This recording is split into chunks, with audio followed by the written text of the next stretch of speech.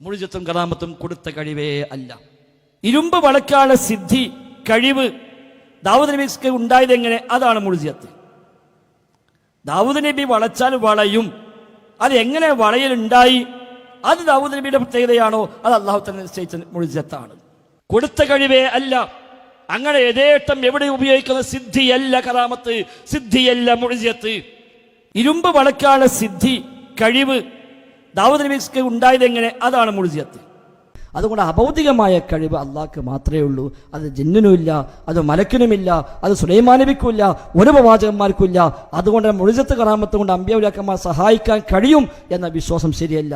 ആ വിശ്വാസം തന്നെ ശിർക്കാണ്. മുഴുജിയത്ത് കൊണ്ട് കറാമത്ത് കൊണ്ട് ജീവിതകാലത്ത് ദുആ ചെയ്യാൻ പറഞ്ഞതുണ്ട്, അത് പ്രകടിപ്പിക്കാൻ ആവശ്യപ്പെട്ടതുണ്ട്, അത് വെല്ലുവിളിച്ചതുണ്ട്, അത് മുഖേന അവരോട് സഹായങ്ങൾ ചോദിച്ചതുമുണ്ട്.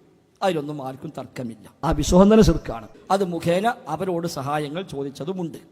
അവിടെ സമസ്തക്ക് വെച്ചത് ആ വിശ്വാസം തന്നെ ശിർക്കാണ്. അങ്ങനെ കഴിവ് അവർക്കില്ല. സുലൈമാൻ നബിയുടെയും കഴിവല്ല. ഏതും അങ്ങനെ തന്നെ കാറ്റിനെ കീഴ്പ്പെടുത്തി കൊടുത്തു സുലൈമാൻ നബിക്ക്. സുലൈമാൻ നബി സ്വല്ലല്ലാഹു അലൈഹി ഓർഡർ ഇട്ടാൽ ആ കാറ്റ് സഞ്ചരിക്കും. അപ്പോൾ സുലൈമാൻ നബിയോട് പോയിട്ട് അന്ന് ആളുകൾ പറയും, ഇന്ന ആവശ്യമുണ്ട്, നിങ്ങൾ കാറ്റിനെ ഉപയോഗിച്ച് ഇതൊന്ന് അവിടെ എത്തിച്ചേരണം. അദ്ദേഹം എത്തിച്ചു കൊടുക്കും.